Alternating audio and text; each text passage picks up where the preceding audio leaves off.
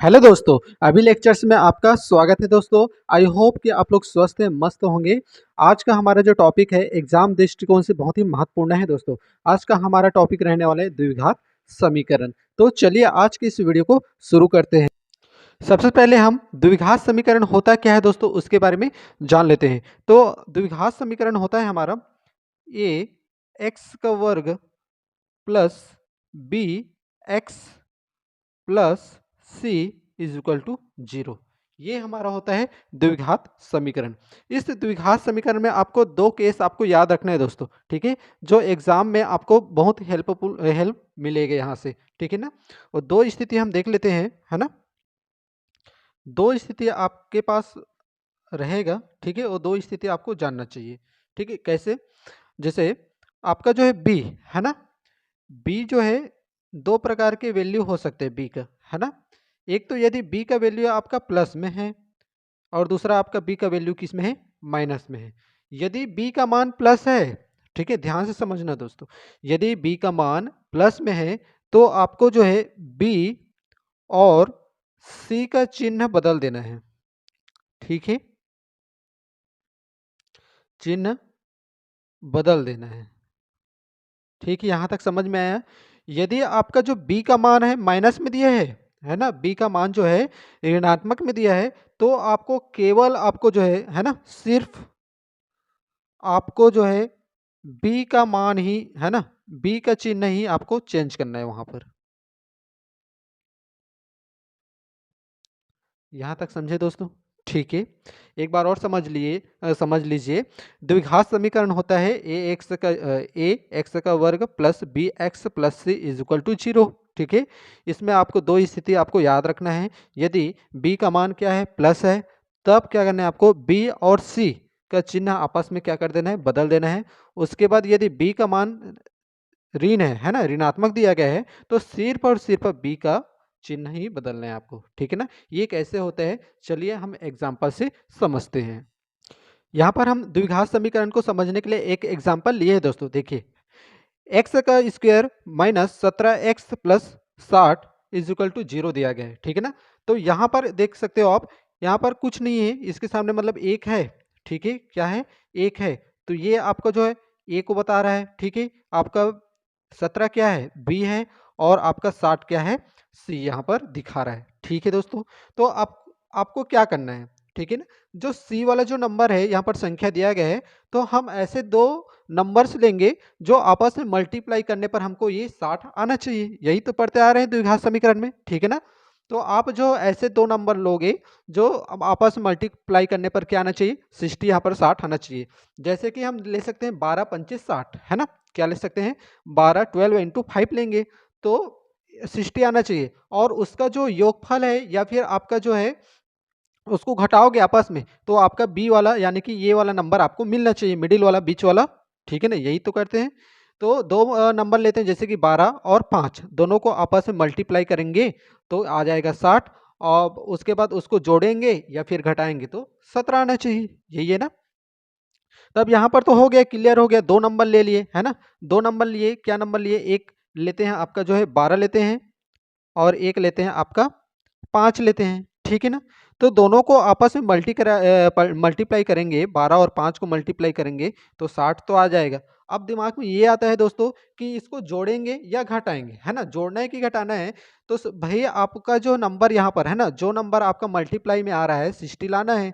तो जो नंबर यहाँ पर जो सी जो है किस में है, पॉजिटिव में है, तब यहाँ पर क्या करना है, आपको जोड़ना है। क्या करना है, आपको जोड़ना है, ठीक है। और दूसरी बात ये, यदि आपका जो है बी यानी कि बी ये है 17, यदि ये माइनस में है तो इसका जो साइन हो जाएगा, बदल जाएगा, किस में हो जाएगा, माइनस का प्लस में हो जाएगा, तो प्लस कर दिए, ठीक है।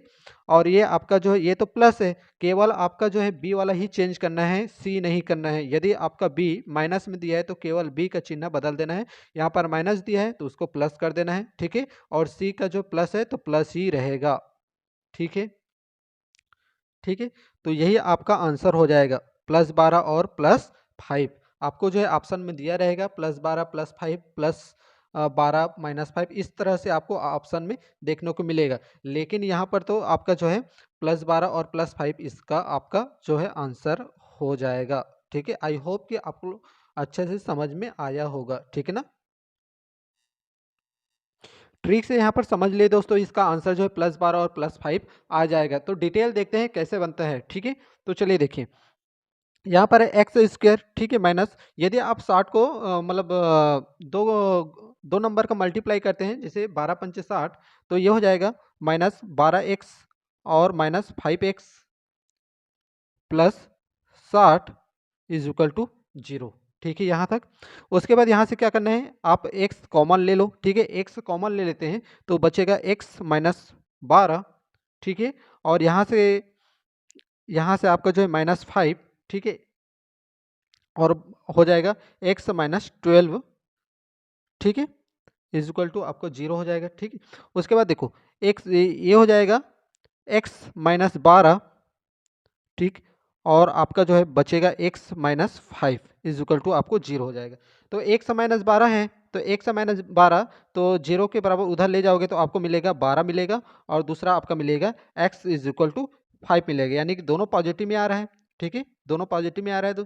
तो यही तो आया था ना, ट्रिक के माध्यम से डायरेक्ट निकले थे, तो ये आपका निकला था, ठीक है।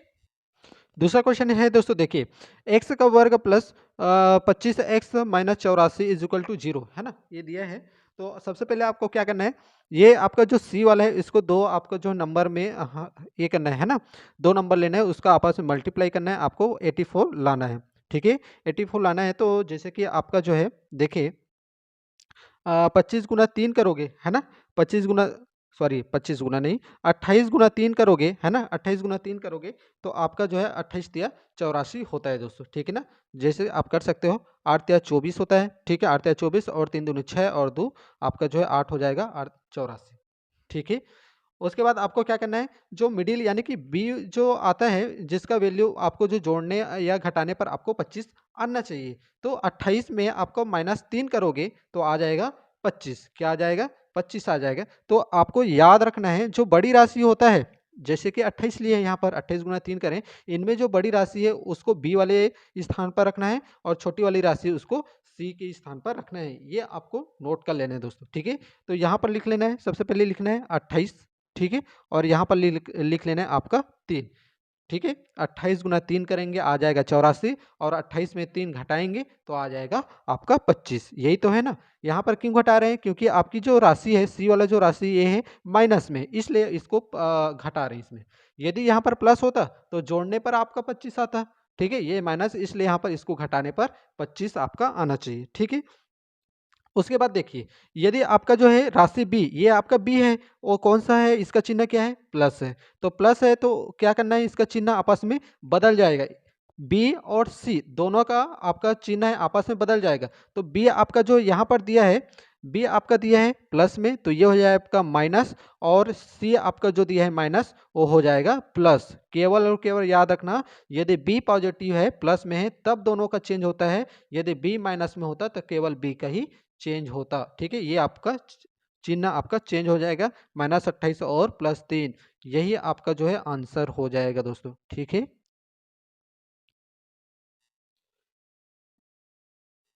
तीसरा क्वेश्चन देख लेते हैं दोस्तों, यहाँ पर x का वर्ग plus 26x plus 168 is equal to 0 दिया गया है, ठीक है। अब आपको दो ऐसी नंबर लेना है जिसका मल्टीप्लाई करने पर हमको ये नंबर आना चाहिए, सी वाला वैल्यू आपको आना चाहिए, जैसे कि 168 168 आना चाहिए, है ना। ऐसी दो नंबर लेना है आपको, जो आपका सी वाला आना चाहिए 160 आपको लाना है, उसका गुना करने पर आना चाहिए, ठीक है। जैसे कि हम लेते हैं आपका 14 गुना 12 लेते हैं, ठीक है, 14 गुना 12 लिए तो भाई 12 चौक क्या होता है, 48 होता है, और 12 एकम 12 और 4 है तो 12 4 16 हो जाएगा, 168 आ जाएगा, ठीक है।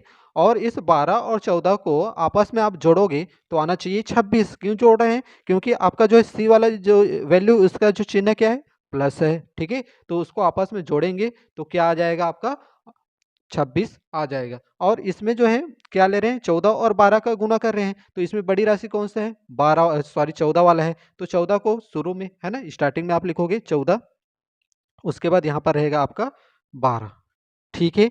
अब देखना है आपकी जो वैल्यू है, बी वाला वैल्यू इसका जो साइन क्या है, प्लस है, तो प्लस है इसका मतलब हम बी और सी दोनों का साइन बदल देते हैं। यदि बी का वैल्यू प्लस है तो बी और सी दोनों का वैल्यू चिन्ह चेंज कर देते हैं। जैसे कि बी का प्लस है तो ये माइनस हो जाएगा, और यहाँ पर ये भी आपका प्लस है तो ये आपका माइनस हो जाएगा। तो यही आपका जो है एक्स की दो वैल्यू आपका निकल कर आ जाएगा, एक्स इज इक्वल टू -14 और एक हो जाएगा -12। यही आपका जो है आंसर रहेगा दोस्तों। ठीक है, आई होप कि ये ट्रिक आपको अच्छे से समझ में आया होगा दोस्तों। यदि आपको वीडियो अच्छा लगे तो प्लीज़ वीडियो को लाइक शेयर कर देना दोस्तों।